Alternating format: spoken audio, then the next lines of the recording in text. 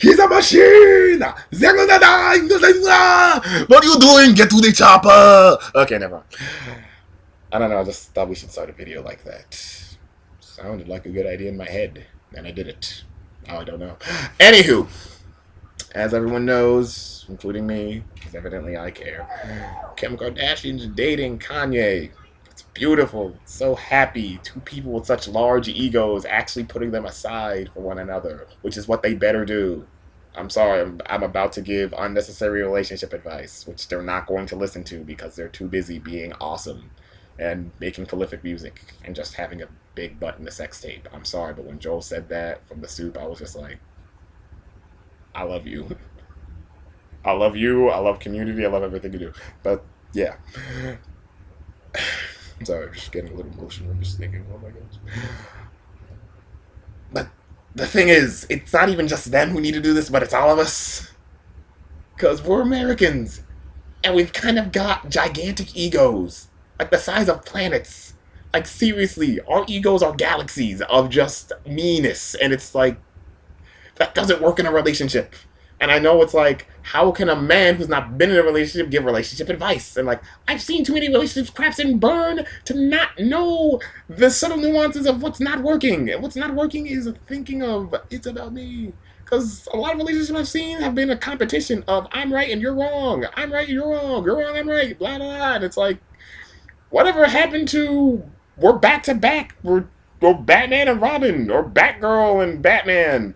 At one time, Dick Grayson left and Batgirl started dating Batman, and I was like, oh my gosh, that's a little nasty. It's a little strange. You're dating your adopted son's girlfriend. I don't know how you can get away with that. I digress, of course, eventually. I'm just saying, just hear me out on this. We've gotten some pretty heavy egos, a lot of us. I mean, between society, between Facebook, between Twitter, we've become our own favorite subjects in so many capacities, it's a little creepy. And I know a lot of us stare at Kanye and go, oh my gosh, nobody's got a bigger ego than he. But seriously, I'll be honest, I stare at Kanye's ego and go, first of all, he's a prolific rapper, he talks about things other than hoes and guns, so I'm like, thank you for that. And secondly, I'm kind of like, he's a rapper. When did we expect any rapper at any point ever to not have a gigantic ego? What rapper has gone, yeah, I'm alright, I think I'm pretty standard. Everyone else, though, they're not really amateurs. They practically thrive off of big egos and fancy car and this whole facade and illusion of rich and wealth. And you kind of want to go, how is this helping Africa? Tell me that. You have $5 billion to spend on that lady jiggling her something near the rim there. But there's Mobutu in small country. He just needs 10 cents a day. Those rims. How many dimes did you just take from Mobutu? Seriously, I'm just asking. I'm joking. I'm not joking, actually. I'm being honest. I'm still like, can we have a song about the motherland? Common can't be the only one doing songs about the motherland. I'm just saying. But irrelevant. Well, it's relevant, but no. Okay, well, sorry, I got off track. Point of the matter is, in a relationship, Chris Rock said this, it pretty much guys have to do what they have to say. They have to look in the mirror every day and go, fuck you, fuck your hopes, fuck your dreams, fuck everything you thought this life was going to bring you. Now let's get out there and make her happy. Ladies, you kind of need to do the same, otherwise it's, at some point we're just going to be like you and start dealing with Becky down the street. Seriously, I'm sorry. That's got to be... Like, seriously, I'm seeing a lot of dudes who might be in relationships where they're like, I don't know if my girl likes me. I honestly don't. I'm not sure. I just... Like, I talk to her and she just stares at me like, girl. Like, I say stuff and she's like, girl. I'm like, do you even... Am I... What is going on? Like, there's some girls that are like, I really like my man. And some girls are like, girl. And it's like, good deal. And sometimes even with a girl who really likes a man will still fuck up. And I'm just saying that if the girl in the relationship with the I really like my man and she's giving it all, if he gave that all back to her, that would be awesome. Because then it's like, oh, like pretty much it's like, for some reason you never see two stalkers going together. Because that would be awesome. Seriously, if two stalkers were going together, that'd be amazing. You know what it is? It's pretty much two people in a bush staring at each other with binoculars. Like, what are you doing? I'm watching you. What are you doing? I'm watching you. Oh my gosh, we're perfect together. If you ever leave me, I'll kill you. Oh my gosh. gosh! Like, there's no Lifetime movie there because nobody's losing their mind. Nobody's going crazy. It's beautiful. It's a beautiful thing. Seriously, my gosh. So, 9 out of 10 times, one stalker's going after somebody who's like, I just wanted to be friends. You're getting weird on me. Like, if anything, the whole disjointedness of relationships is that. One person will like the other person a little too much. A little extreme. Like, my sister was telling me the story in the subway, and I was like, ooh, that is true. That is true. Pretty much, it was one dude who was sitting on the subway. He was like, he's thinking about sandwiches, he's thinking about the game, he's thinking about work, he's thinking about life. And the girl next to him was thinking about him and just staring at him and just making all these plans in her mind and her heart. She's like, oh my gosh, the wedding's going to be like this. The cake's going to be over there. And if Richard Simmons shows up, he better not make fun of my grandma and say she needs to lose some weight, because if she does, I swear I will throw him into that cake. He needs to stop messing with my grandma.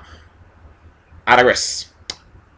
I'm merely saying all of this in some grandiose extrapolation of care about one another. Your ego is annoying. Your ego has gotten you into so much trouble. It has been so annoying. It made you interrupt Taylor at that one time.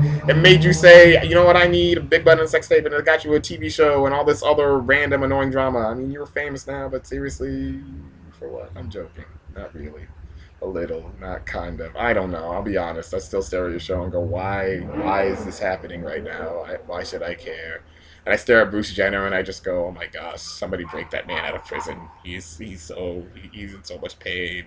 Bruce, I'm here with you. I understand. Your planes, my video games, dude. Feel you. Give me a hug. And I'm just like, it's gonna be okay. It's gonna be okay. At least the mom's kind of hops. Yes. Come on, Bruce. Don't stop. Please stop crying. Okay. That was a bad joke. I know. They're beautiful people. They are. I just kind of don't care about their lives. At least that intimately. I'm like, as long as you stay alive and nobody has burst into flames or made another sex tape, seriously, stop. Just stop.